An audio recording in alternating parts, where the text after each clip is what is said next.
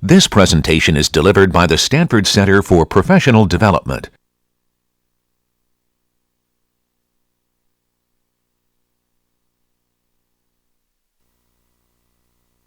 How are we doing? Spring apparently is here. Just like California, one day it's winter and one day it's spring. Hopefully it's here to stay. So we had talked about doing it. We did this last time. We did an unsorted vector implementation of the map that just did a little struct of the key value pair. And then we went through that both add and get value, right, are running in linear time in that form because of the need to search. Search to find a value to overwrite it, and search to find a value to pull out the existing match to it. And that if we went to the sorted form of that, right, we could get value to capitalize on that binary search property and be able to quickly find the key if it exists in there, or to determine it doesn't exist. But that add then still suffered from the shuffling problem of we can quickly use a binary search to find where the new element would need to go, but if it doesn't already go there, it doesn't already exist, we're going to have to shuffle to make that space. So we have still a linear factor in there that we're working on getting rid of. And then I noted at the bottom that neither of them has any built-in overhead per element. There may be some capacity, excess capacity in the vector that we're absorbing there, but there's no 4, 10, 8 bytes, some other chunk that every element is taking as a cost. So we started to talk about this at the end on Friday, and we're going to go with this and see where this takes us, right? We had the idea of the vector, and we know what vectors' constraints are, right? This idea of the contiguous memory, and we were going to think about the linked list for a second to see if it was going to bias anything, right? That it tends to have an inverse relationship, that once you know where you want to insert something, it's easy, right, to do that rearrangement, because it's just a little bit of pointer rewiring that needs to happen in that situation. But it's hard to find the position to insert. That even if the linked list is in sorted order, right, knowing where the S's are, or the B's are, or the M's are, right, it's still a matter of starting from the beginning, that your only access in the ordinary singly linked list, right, is to start at the beginning and work your way down. And so I'm going to kind of take you through a little bit of a thought exercise about, well, what if we try to do something about that? That right now, having a pointer coming into Bashful and then the subsequent ones going in sorted order isn't really very helpful. But if we were willing to kind of try to rearrange our pointers to give us the kind of access that we have in the sorted array form. For example, if I had a pointer to the middlemost element, in this case the grumpy that's midway down the list, if I had that pointer, and from there, right, I could say, well, is the element I'm looking for ahead of grumpy or behind grumpy? So having grumpy split my input in half, if I had that, right, then that would actually kind of get me sort of moving toward that direction I wanted to get, which is using the binary search property to kind of facilitate throwing away half the data and look into just the half remaining that's interesting. Well, if I had a pointer to grumpy, that doesn't quite solve my problem, right? As a pointer to grumpy could get me kind of halfway down the list, but then the pointer's coming in this way. If I inverted the pointers leading away from it, right, that's also kind of helping to facilitate what I'm trying to do, so I could point to the middle and then kind of move away. And then if I actually just applied this same strategy, not just at the topmost level, but at kind of every subsequent division down, from the half to the quarter to the eighth to the 16th, that instead of having a pointer to the front of the list, if what I really maintained was a pointer to the middlemost element, and then that element maintained pointers to the middle of the upper quarter and the middle of the lower quarter and all the way down, that I could pull up this list into something we call a binary search tree. So that the way I would be storing this, right, is having a pointer to a node, which is expected to be the median or middle or somewhere, right around the middle of the values I'm being stored, and that it has two pointers, not just a next or previous or something like that are related to all the elements that precede this one in the ordering, and all the elements that follow it are in these two pointers. They call these subtrees, coming off the two smaller trees over here with 3 elements on this side and 3 elements on that side. And that each of those nodes has recursively the same formulation, right? That it has 2 subtrees hanging off of it that contain, given any particular node, that there is this binary search ordering here that says everything that's in that left subtree precedes this node in the ordering, and everything in that right subtree follows it. And that's true for every node throughout the entire arrangement here. So this is called a tree. And this particular form is actually called the binary search tree. I'm going to throw a little bit of vocabulary at you because I'm going to start using these words, and I just want to get them out there early so that you understand what those words mean when I start using them.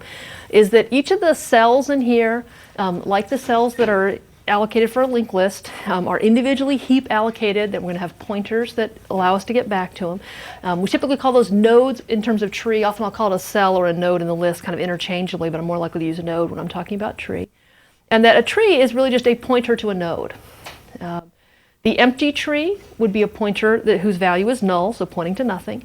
A singleton tree would be a pointer to a single node who has left and right subtrees that are both empty or both null. So bashful by itself is a singleton tree, a pointer into bashful.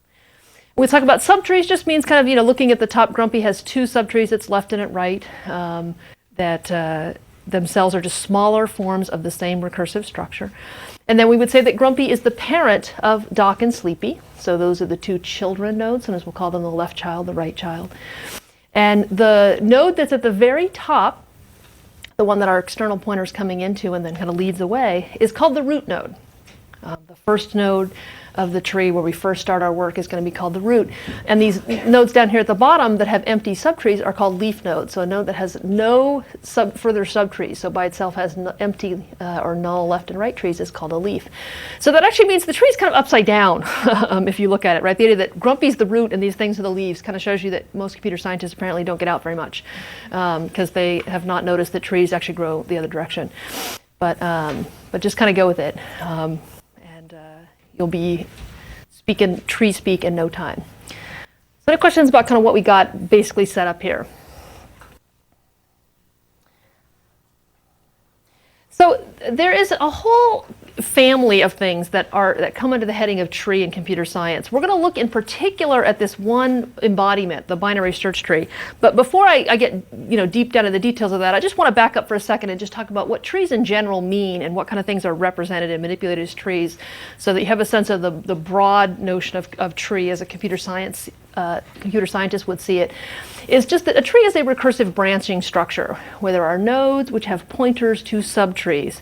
There may be one of those subtrees, there may be 10 of those subtrees, there may be 2, depending on kind of the nature of the tree we're working at. There may be a constraint on exactly how many children they have, or some flexibility in the number of children they have, depending on what's being modeled here. There's always a single root node.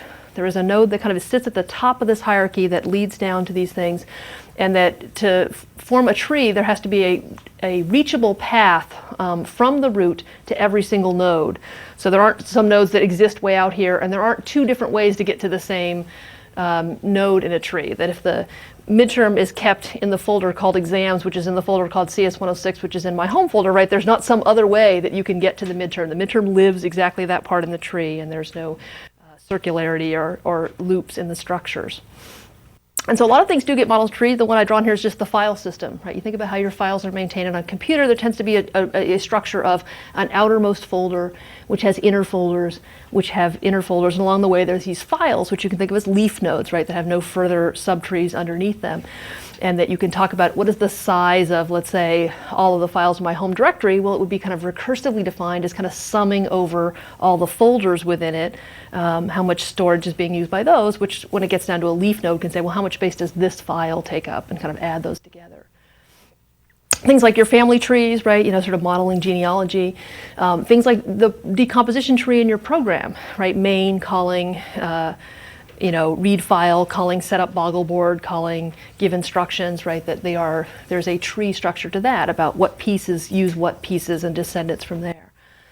The ones we're going to look at in particular are in the family of the binary trees. So a binary tree has 2 children, exactly 2 children. There's a left and a right pointer coming out of each node. One or both of those can be null, but there will never be more than 2 children, right? And there's sort of space for recording 2 children, as opposed to things that are ternary, which have 3 possibilities for children, or n-ary, where there may be some, 4 or 8 or some other number there. And in particular, it's the search tree that is going to help us get the work done we want here, which is there's not just any old arrangement of what's on the left and the right side, that the nodes are going to be organized in here to facilitate binary search by keeping 1/2 over on the left and 1/2 over on the right, and that we will know which half something goes in by virtue of looking at the key. So let's take a look at a simple example of a binary search tree with numbers. So if I have a struct node that keeps track of an integer value and has two pointers, the left and the right, that point away from it, and in this case my root node is 57, and looking at 57 I can tell you that every value in this tree that is less than 57 will be in the left subtree. There will be no values that are 56 or lower on the right side, and that will be true at every step down the tree. So if I'm looking for something, that actually gives me that immediate access we were using the vectors sorted property for, which is if I'm looking for the number 70 and I start at the root node of 57, then I know it's not in the left subtree. So assuming that about half the nodes are pointed to over on that side, I've now discarded half of the input even from consideration. Well, I start at the 70 and I say, okay, well, if I 57, I say, okay, well, it must be over here. Then I again recursively apply the same search property here. It's like, well, if I'm looking for 70, is it going to be before or after 79? It's going to be before. So in fact, I throw away anything that leads away on the right subtree of 79 and work my way one level down. So each step in the recursive search is represented by kind of taking a step down in that search tree, working my way from the root down to the leaf nodes. And I either will find the value I'm looking for along the way, or I will fall off the bottom of that tree when I haven't been able to find it, and that will tell me, oh, it couldn't have been in the tree, because the only place it could have been is the one that followed the binary search property. And so if I look for 70, I say, well, is it greater or less than 62? It's greater. Is it less than or greater than 71? It's less than. And then when I work off there, I get to the empty tree. I say, well, if there was a 70, that's where it was going to be, and it wasn't there, so there must not be a 70 in this tree. So it is exactly designed to support one kind of search and one kind of search only, right? Which is this efficient kind of divide and conquer binary search, work its way down. The other kind of things, let's say that trees are used for, may not need this kind of support, and so they may not go out of their way to do this. But the one we're actually very interested in is because of maps doing a lot of additions into a sorted facility and searches in that sort of facility. If we can model it as a binary search tree, we're able to get the best of both worlds, to have that super fast logarithmic search, as well as have the flexibility of the pointer-based structure to help us do an insert. So if I'm ready to put a 70 into this tree, that the same path that led me to where it should be tells us where to put that new node in place. And if all I need to do to wire a node in place is kind of create a new node in the heap and put the pointers coming in and out of it the way I would in a linked list, then I should be able to do both searches and inserts in time proportional to the height of the tree, which for a relatively balanced tree would be logarithmic. So it sounds like we can get everything we've wanted here with a little bit of work. So let me tell you, just to do a little bit of playing with trees, just to kind of get used to thinking about how we do stuff on them, and then I'm going to go forward with implementing map using a binary search tree. Trees are very, very recursive. So for those of you who still feel like recursion is a little bit hazy, this is another great area to kind of just strengthen, right, your thinking about recursive. And in fact, I think a lot of people find operating on trees very, very natural. Because trees are so recursive, the idea that you write recursive algorithms to them is almost like you do it without even thinking, right? You don't have to think hard. You're like, you typically need to do something to your current node and then recursively operate on your left and your right. And it's so natural that you don't even have to stop and think hard about what that means. So your base case tends to be getting to an empty tree, so having a pointer that points to null.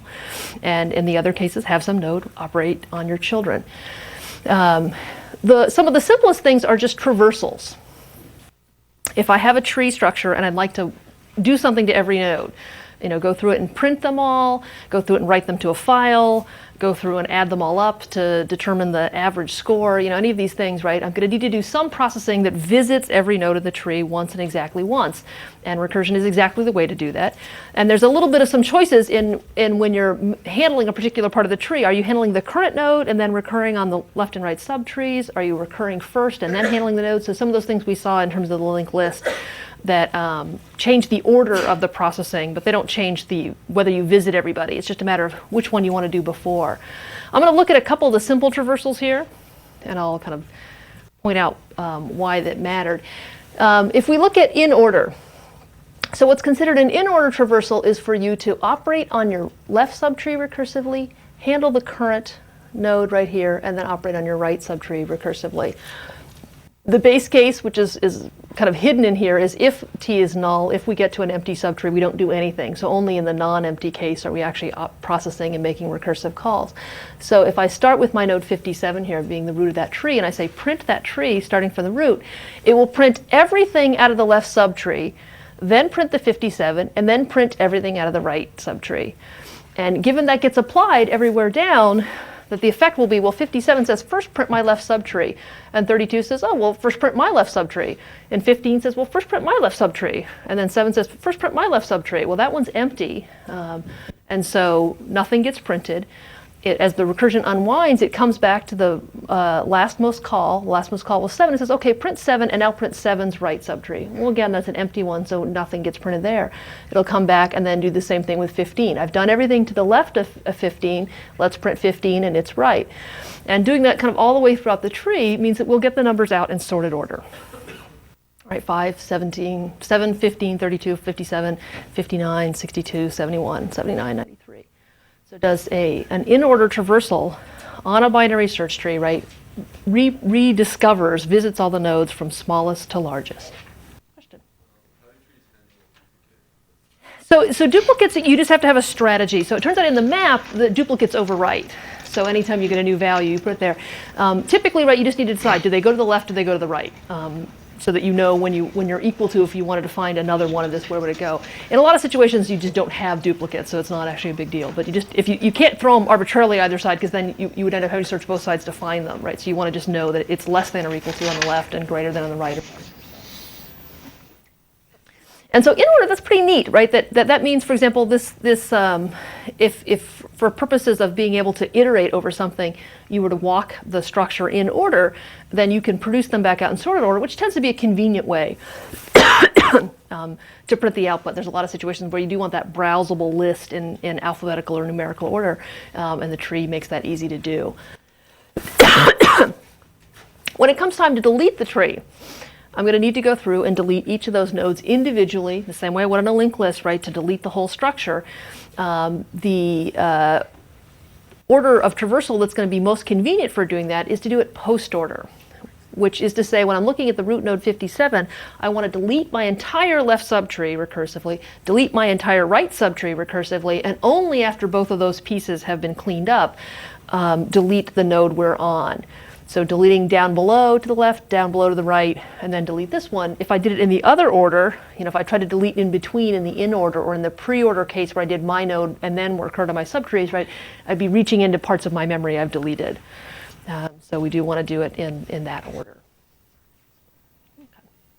So recursion, coming back to visit you again. Let's talk about how to make map work as a tree. So you can think about what maps hold. Maps hold a key, which is string type, a value, which is client, elem type, value type, some sort of template parameter there. We're now going to build a structure that wraps those two things with a pair and adds to it, right, these two additional pointers to the left and the right subtrees that point back to a recursive struct, just like the one we had. The one data member that the map will have at the top is just that root pointer, the pointer to the node at the top of the tree. And then from there, we'll traverse pointers to find our way down to other ones. And we will organize that tree for the binary search property. So using the key as the discriminant, right, of what goes left and right, will be compare each new key to the key at the root and decide, is it going to go in the left subtree of root or the right subtree, and so on down to the matching position when we're doing a find, or to find the place to insert if we're ready to put a new node in. So getValue and add will both have very similar structures, right, in terms of searching that tree from the root down to the leaf to find that match along the way, or to report where to put a new one in. So let's look at the actual code. I have my struct, has the string key, has the value type node, 2 pointers there, and then the one data member for the map itself here is the pointer to the root node. I also put a couple of helper member functions that I'm going to need. That the searching the tree and entering a new node in the tree are going to require a little helper. And we're going to see why that is. That basically the add and get value public member functions are just going to be wrappers that turn around and pass the code off to these recursive helpers. And in these cases, right, the additional information that each of these is tracking is what node we're at as we work our way down the tree. That the initial call to add is just going to say, well, here's a key and a value, go put it in the right place. And that while we're doing the recursion, we're going to need to know where we are in the tree. And so we're adding that extra parameter in the way that a lot of recursive code needs. Is just a little more housekeeping, and that housekeeping is what part of the tree we're currently searching or trying to enter into. So this is the outer call for getValue. So getValue is really just a wrapper. It's going to call treeSearch. It's going to pass the starting value for root as the beginning point for the search, looking for a particular key. And then what treeSearch is going to return is a pointer to a node. If that node was not found, if there was no node that has a string key that matches the one that we're looking for, then we'll return null. Otherwise, we'll return the node. And so it either will error when it didn't find it or pull out the value that was out of that node structure. So this part looks pretty okay. The template, right, is always just a little bit of goo up there, right, seeing kind of the template header on the top and the use of the val type and all this other stuff. It's going to get a little bit worse here, so just kind of hopefully take a deep breath and say, okay, that part actually doesn't scare me too much. We're going to look at what happens when I write the tree search code, where it actually really goes off and does the search down the tree, and there's going to be a little bit more machinations required on this. So let's talk about it first, just what the code does, and I'm going to come back and talk about some of the syntax that's required to make this work correctly.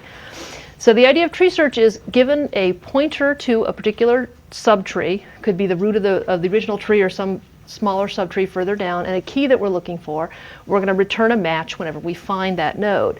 So looking at the step here, where if the key we have matches the key of the node we're looking at, then this is the node. This is the one we wanted. Otherwise, right, we look at two cases. If the key is less than this node's key, then we're going to just return the result from searching in the left subtree. Otherwise, it must be greater than, and we're going to search into the right subtree. So in this case, right, duplicates aren't allowed, so actually there will be exactly one match, if at all. And when we find it, we return it. The other case that needs to be handled as part of our base cases is, what if we ever get to an empty tree?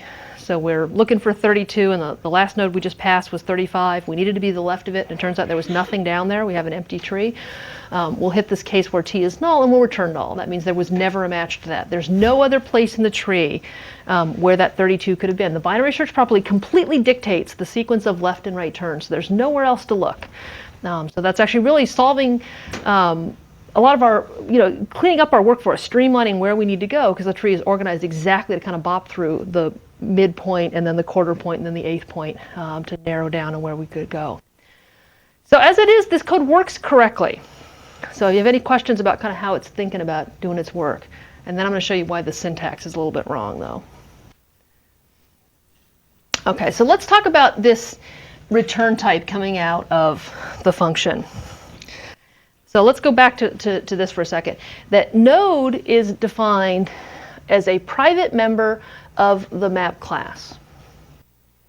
So node is actually not a global type. It does not exist outside of the map class. Its real name is map val type : node. That's its full name, right? Is that. Now, inside the implementation of map, which is to say inside the class map or inside member functions that we're defining later, you'll note that we can just drop that, the big full name, the kind of, my name is Mr. such and such and such and such. It's like, okay, you can just call it node, the short name, internal to the class, because it's inside that scope, and it's able to say, okay, in this scope, is there something called node? Oh, there is. Okay, that's the one. Outside of that scope, though, if you were trying to use this outside of the class somewhere or some other places, right, it's going to have a little bit more trouble with this idea of node by itself. It's going to need to see that full name. So let me show you on this piece of code that node here, right, happens to be, in a slight quirk of the way C++ define things, that use of node is not considered in class scope yet. That the compiler leads from left to right. So we'll look at the first one. It says template type name val type. And so what the compiler's seen so far is it says, I'm about to see something that's templated on val type. So it's a pattern for which val type is a placeholder in. And then it sees val type as the return value, and it says, okay, that's the placeholder. And then it sees this map angle bracket val type : and it says, oh, okay, this is within the thing that I'm defining here is within scope of the map class. And so it sees the map templated on val type : and then as soon as it crosses those double colons, from that point forward, it's inside the map scope. And so when I use things like tree search or I use the name node, it knows what I'm talking about because it says, oh, there's a tree search in map class. There's a node struct in map class. It's all good. In the case of this one, I've seen template type name val type. And at this point, right, it doesn't know anything yet. And so it sees me using node, and it says, node? I've never heard of node, right? I'm in the middle of making some template based on val type, but I haven't heard anything about node. Node isn't something that exists in the global namespace. You must have made some tragic error. What it wants you to say is to give it the full name of map angle bracket value type : node. That the real full, this is my name, and I otherwise, right, it will be quite confused. If that weren't enough, you'd like to think that we were done with placating the C++ compiler, but it turns out there's one other little thing that needs to happen here, which is there is an obscure reason why, even though I've given it the full name, and I feel like I've done my duty in describing this thing, that the compiler still is a little bit confused by this usage. And because the C++ language is actually just immensely complicated, and there's a lot of funny interactions, there are a couple situations it can get into where because it's trying very hard to just read left to right and see the things, that sometimes it needs to know something in advance that it doesn't have all the information for. And it turns out in this case there's actually some obscure situation where it might not realize this is really a type. It might think it was more of a global constant. That we actually have to use the type name keyword again here. On this one construction that is basically a hint to the compiler that says the next thing coming up really is a type name. So given that you can't tell that, you'd think it would be obvious. In this case, it doesn't seem like there's a lot for it to be confused at, but there's actually some other constructions that we can't rule out. And so the compiler is a little bit confused in this situation, and it wants you to tell it in advance. And so I'll tell you that the basic rules for when you're going to need to use this is exactly in this and only this situation. And I'll tell you what the things are that are required for type name to become part of your repertoire. You have a return type on a member function that is defined as part of a class that is a template, and that type that you are using is defined within the scope of that template. So it's trying to use something that's inside a template class scope outside of that scope that requires this type name. And the only place where we see things used out of their scope is on the return value. So this is kind of the one, configuration that causes you to have to do this. It's really just, a little bit of a C++ quirk, right? It doesn't really change anything about what the code's doing or anything interesting about binary search trees, but it will come up in any situation where you have this helper member function that wants to return something that's templated. You have to placate the compiler there. The error message when you don't do it actually turns out to be very good in GCC and very terrible in Visual Studio. GCC says type name required here, and Visual Studio says something completely mystical. So it is something just to be a little bit careful about when you're trying to write that kind of code. Question? The asterisk? So the asterisk is just because it returns a pointer, right? That's in all of the situations, right? I'm always returning a pointer to the node back there. So I can say, here's the pointer to the match I found, or null when I didn't find one. All right, that's a little bit of grimy code. Let's keep going. So how is it that add works? Well, it starts like getValue.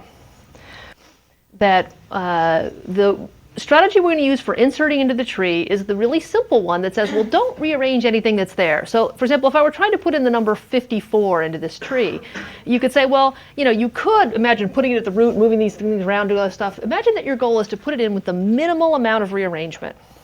So leaving all the existing nodes connected the way they are, we're going to follow the binary search path of the getValue code to find the place where 54 would have been, right, if we left everything else intact. So looking at 57, you could say, well, it has to be to the left of 57. Looking to the 32, you say, well, it has to be to the right of the 32. Here's where I get to an empty tree, then we say, well, that's the place we'll put it. We're going to tack it off, kind of hang it off one of the leaf nodes, or not necessarily leaf, but one of the empty trees along the frontier, the bottom of that tree. And so we'll just walk our way down to where we would fall off the tree and then put the new node in place there. So if I want to put the node 58 in, I'll say it has to go to the right, it has to go to the left, it has to go to the left, it has to go to the left, it'll go right down there. If I want to put the node 100 in, it has to go right, right, right, right, right. That just kind of following the path, leaving all the current pointers and nodes in place, kind of finding a new place, and there's exactly one, right? That given any number and a current configuration, and the goal of not rearranging anything, there's exactly one place to put that new node in there that will keep the binary search property intact. So it actually does a lot of the decision making for us, right? We don't have to make any hard decisions about where to go. It's just all this left, right based on less than and greater than. So the values are equal. You have to have a plan, right? And it could be that you're using all the left, less is less than or equal to or greater than or equal to. You just have to have a plan. In terms of our map, it turns out equal to overwrites. So we handle it differently, which we don't ever put a duplicate into the tree. So the add call is basically going to just be a wrapper that calls treeEnter, starting from the root with the key and the value that then goes and does the work, right, to go walk its way down to the bottom and find the right place to stick the new one in. All right. Here is a very dense little piece of code that will put a new node into a tree using the strategy we just talked about of don't rearrange any of the pointers, just walk your way down to where you find an empty tree and then replace that empty tree with a singleton node with the new key and value that you have. So let's not look at the base case first. Let's actually look at the recursive cases, because I think they're a little bit easier to think about. Is if we ever find a match, so we have a key coming in and it matches the current node, then we just overwrite. So that's the way the map handles insertion of a duplicate value.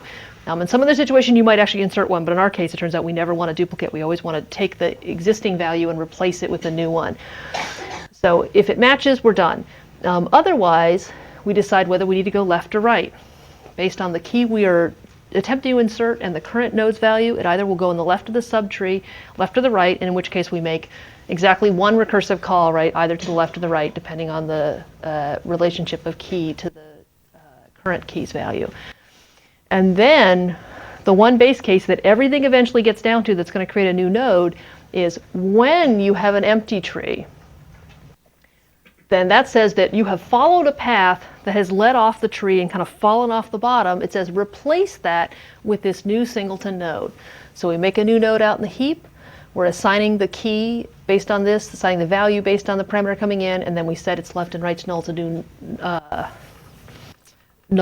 new leaf node, right, has left and right null subtrees. And the way this got wired into the tree, right, you don't see, well, who is it who's now pointing to this tree? This new singleton node that I placed into here, that you don't really see typically that wire coming into it, who is pointing to it, is actually being done by virtue of T being passed by reference. That the node right above it, right, the left or the right of what's going to become that node's parent of the new node being entered was passed by reference. It previously was null, and it got reassigned to point to this new node. So the kind of wiring in of that node is happening through the pass by reference of the pointer, which is a very tricky thing to kind of watch and get your head around. Let's look at the code kind of operating. You have a question? Yes. Yeah. Previous slide I was wondering if key equals T arrow key. Mm-hmm. Do you explain that little step? So this step is just saying, if in the case of the map, right, if we ever find an existing entry that has that key, we overwrite. So in the map, if you've said previously, Bob's phone number is this, and then you install a new phone number on Bob, if it finds a match to Bob saying Bob was previously entered, it just replaces his value. So no nudes are created, no pointers are rearranged. It commandeers that node and changes its value. That's the behavior specified by map. So if we have this right now, we've got some handful of fruits, right, that are installed in our tree with some value. It doesn't matter what the value is, so I didn't even bother to fill it in to confuse you. And so this is what I have. Papaya is my root node, and then the next level down has banana and peach, and then apple, melon, pear, whatnot. So root is pointing to papaya right now. When I make my call to insert a new value, let's say that the one I want to put in the tree now is orange, the very first call to treeEnter looks like this. T is the reference parameter that's coming in, and it refers to root. So the very first call to treeEnter says, okay, please insert orange and its value into the tree who is pointed to by root. Okay, so it actually has that by reference. It's going to need that by reference because it's actually planning on updating that when it finally installs the new node. So the first call to treeEnter says, okay, well, is orange less than or greater than papaya? Okay, orange precedes papaya in the alphabet. So it says, okay, well then call treeEnter this second time, passing the left subtree of the current value of t. And so t was pointing to, it was a reference to root right then. Now t becomes a reference to the left subtree coming out of papaya.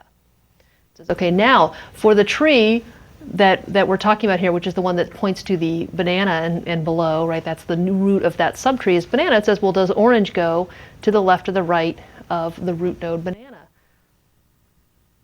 And it goes to the right. So the third stack frame, right, of treeEnter now says, well, the reference pointer is now looking at the right subtree coming out of banana. And it says, well, does melon go to the left or the right of that? It goes to the right. And so now on this call, right, the current value of t is going to be null. It is the reference, right, so a synonym for what was the right field coming out of the melon node. And this is the case where it says, okay, well, if orange was in the tree, then this is where it would be hanging off of. It would be coming off of as the right subtree of melon. That part is null, and so that's our place. That's the place where we're going to take out the existing null, wipe over it, and put in a new pointer to the node orange that's out here. And so that's how the thing got wired in. It's actually kind of subtle to see how that happened, right? Because you don't ever see somewhere a direct assignment like t's left equals this, right, equals that new node, or t's right equals that new node, that it happened by virtue of passing t right by reference, t left by reference into the calls further down the stack, that eventually, right, when it hit the vase case, it took what was previously a pointer to null and overrode it with a pointer to this new cell that then got attached into the tree. Take a look at this piece of code. That by reference there turns out to be really, really important, right? If that t was just being passed as an ordinary node star, nodes would just get lost, dropped on the floor like crazy, right? For example, consider the very first time when you're passing in root and root is empty. If root is null, it would say, well, if root is null, and then it would change this local parameter t equals some new node of these things, right? But if it wasn't really making permanent changes to the root, it wasn't really making root point to that new node, root would continue pointing to null, right? And that node would just get orphaned. And every subsequent one, the same thing would happen. So in order to have this be a persistent change, right, the pointer that's coming in, you know, either the root in the first case or in the t left or t right in subsequent calls, right, needed to have the ability to be permanently modified when we attach that new subtree. That's really very tricky code, you know. So I would be happy to try to answer it, or questions, or kind of go through something to kind of get your head around how it's doing what it's supposed to be doing there. If you could ask a question, I could help you, or you could just nod your head and say, "I'm just totally fine." Question. Could you have used the tree search algorithm that you programmed before? You know, they're very close, right? And where did I put it? Oh, it's on this slide. That the problem with this one right now is it does really stop and return the null. So I could actually unify them, but it would take a little bit more work. And at some point, right, there is a point where you say, wow, I could unify this at the expense of making this other piece of code a little more complicated. So in this case, I chose to keep them separate. It's not impossible to unify them, but you end up having to point to where the node is, or a null where you would insert a new node, which tree search doesn't care about, but treeEnter does. So it actually would kind of modify it to fit the needs of both at the expense of making it a little more awkward on both sides. Question here. Yeah, can we go back to the picture of the tree where you're inserting the numbers? Or The number example? yeah, sure. If you were inserting 54 where you said, wouldn't, if we called it print, wouldn't it print out of order? So 54 would go left of 57, right of 32, so it'd go over here, right? But the way in order traversals work, right, is it kind of says, it's a print everything in my left subtree, print everything in my left subtree. So it kind of prints 7, and as it came back, 5, 32, and then it would print 54 before it got to the 57. So an in-order traversal of a binary search tree, as long as the binary search tree property is correctly maintained across it, will print them in sorted order. It's almost like, don't even think too hard about it. If everything in my left subtree is smaller and everything in my right subtree is greater than me, that if I print all of those and myself and then print those everywhere, I have to come out in sorted order, right? If the property is correctly maintained in the tree, then that, by definition, right, is a sorted way to pass through all the numbers. But if at any point, right, an in-order traversal was hitting numbers out of order, it would mean that the tree wasn't properly organized.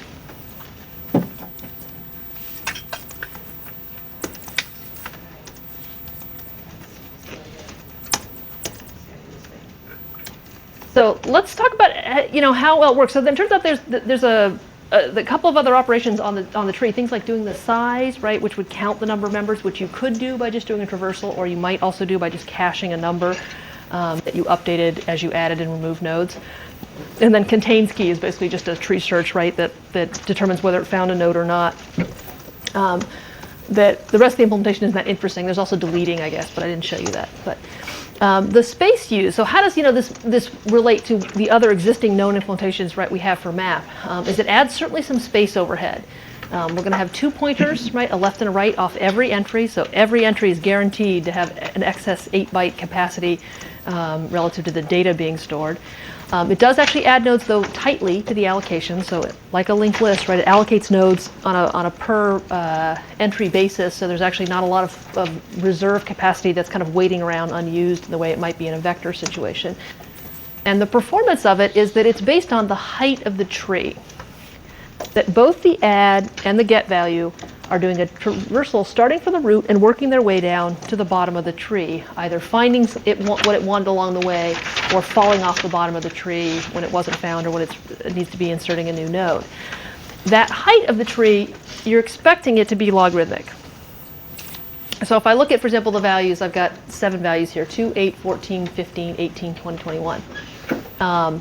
Those 7, 8 values, right, can be inserted in a tree to get very different results. There's not one binary search tree that represents those values uniquely, that depending on what order you manage to insert them, you'll have different things.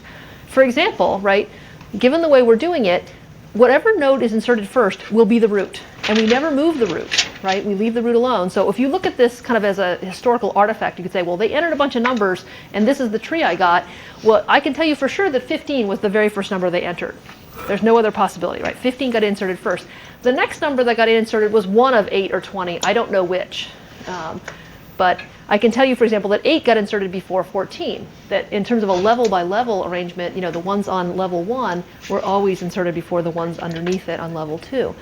But one possibility I said here was, well, maybe 15 went in first, and then 8, and then 2, and then 20, and then 21, and then 14, and then 18. There's some other rearrangements that are also possible that would create this exact same tree. And there are other variations, right, that produce a different but still valid binary search tree. So with these 7 nodes, right, this tree is height 3 and is what's considered perfectly balanced, right? Half the nodes are on the left and the right of each tree all the way through it, leading to that just beautifully balanced result we're hoping for, where both of our operations, add and get value, will be logarithmic. So if I have 1,000 nodes inserted, that height tree should be about 10. And so if everything kind of went well and we got an even split kind of all the way around, right, then it would take 10 comparisons to find something in that tree or determine it wasn't there, and also to insert, which was the thing we were having trouble with the vector case, that because that search, right, leads us right to the place where it needs to go, then the inserting, because of the flexibility of the pointer-based structure, is very easy. We can make both that insert and add operate logarithmically. Let's think about some cases that aren't so good. I take those same 7 numbers and I insert them not quite so perfectly, and I get a not quite so even result. So on this side, right, I can tell you 20 was the first one inserted. It was the root, and the root doesn't move.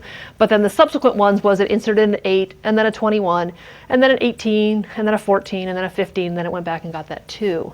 The one over there, another possibility for how it got inserted 8, 18, 14, 15, and so on. These are not quite as balanced as the last one, but they're not terribly unbalanced, right? They're like a 1 or 2 more than the perfectly balanced case. So at logarithmic plus a little constant, right, still doesn't look so bad. Okay, how bad can it really get? It can get really bad. So I can take those 7 numbers and I can insert them in the very worst case and produce a completely degenerate tree. Where, for example, if I insert them in sorted order or reverse sorted order, I really have a linked list, right? I don't have a tree at all, right? It goes 2, 18, 14, 15, 18, 20, 21. That's still a valid binary search tree. If you print it in order. It still comes out in sorted order, right? It still can be searched using a binary search strategy. It's just because the way it has been divided up here, right, it's not buying us a lot. So if I'm looking for the number 22, I'll say, well, is it to the left or the right of 2? Oh, it's to the right. Is it the left or right of 8? Oh, it's to the right. Is it the left or right? You know, like all the way down. And so finding 22 meant looking at every single one of the current entries in the tree before I could conclude, as I fell off the bottom, that it wasn't there. Similarly, kind of over there, right? That it didn't buy us a lot. It has a lot to do with how we inserted it as to how good a balance we're going to get. And there are some cases that will produce just drastically unbalanced, right? Things that require linear searches, totally linear, right? To walk that way down to find something. There's a couple of other degenerate trees, just to mention that it's not only the sorted or reverse sorted, there's also these other kind of sawtooth inputs, they're called, where you just happen to, at any given point, have inserted the min or the max of the elements that remain. So it kind of keeps dividing the input into 1 and n minus 1. So having the largest, then the smallest, then the largest, then the smallest, and then subsequent smallest down there can also produce a linear line. It's not quite just all down the left or down the right, but it does mean that every single node has an empty left or right subtree is what's considered the degenerate case here, and these both have the same property where, you know, half of the pointers right off the each cell are going nowhere. There is an interesting relationship here, right, between these worst case inputs for tree insertion and quicksort, and they're actually kind of exactly one-to-one. That what made quicksort deteriorate was when the next element of the input, right, was the max or the min of what remained, and that's exactly the same case for tree insertion. Max or min of what remains means that you are not dividing your input into two partitions of kind of roughly equal size. You're dividing them into the 1 and n minus 1, which is getting you nowhere. What do you get to do about it? Well, you have to decide, first of all, if it's a problem worth solving. So that's what the first one says, is sometimes you actually just say, well, it will happen in some inputs that I consider rare enough that it will degenerate. I don't think they're important enough or common enough to make a big deal out of. I don't think that applies here because it turns out getting your data in sorted order is probably not unlikely, that somebody might be refilling a map with data they read from a file that they wrote out in sorted order last time. So saying that, you know, yeah, if it's coming in sorted, I am willing to tolerate that. It's probably not going to work. And there's two main strategies right then if you've agreed to take action about it, about what you're going to do. The first one is sort of is to wait until the problem gets bad enough that then you decide to do something about it. So you don't do any rebalancing as you go. You just let stuff go, left, right, whatever's happening, and you try to keep track of the height of your tree. And you realize when the height of the tree seems sufficiently out of whack with your expected logarithmic height to do something about it, and then you just fix the whole tree. You can clean the whole thing up, pull them all out into a vector, rearrange them, put them back in so that the middlemost node is the root all the way down, and kind of create the perfectly balanced tree, and then keep going and wait for it to get out of whack and fix it again. So kind of sort of wait and see. The other strategy, and this happens to be a more common one done in practice, is you just kind of constantly do a little bit of fixing up all the time. That whenever you notice that the tree is looking just a little bit lopsided, you let it get a little bit, like usually you'll typically let it be out of balance by 1. So you might have height 4 on this side and height 3 on that side. But as soon as it gets to be 3 and 5, you do a little shuffle to bring them back to both 4. It involves just a little bit of work, right, all the time, to where you just don't let the tree turn into a real mess. But there's a little bit of extra kind of fixing up being done all the time. And so there's a particular kind of tree that's discussed in the text which you can read about, but we won't cover as part of our core materials, called the AVL tree, which is just interesting to read about, just to see, okay, what does it take, right? What kind of process is required to kind of monitor this and do something about it. And so if we have that in place, right, I'm going to skip what that says, we can get it to where the binary search tree form of this, right, is logarithmic on both inserting new values and searching for values, right, which is that holy grail of efficiency boundary. You can say, yeah, logarithmic is something we can tolerate by virtue of adding 8 bytes of pointers, potentially some balance factor and some fanciness, right, to really guarantee that performance all over, but gets us somewhere that really will scale very, very well for thousands and millions of entries, right? Logarithmic is still a very, very fast function. So creates a map that actually could really kind of go the distance and scale. So that's your talk about binary search trees. We will come back and talk about hashing and graphs and stuff next. So I will see you on Wednesday.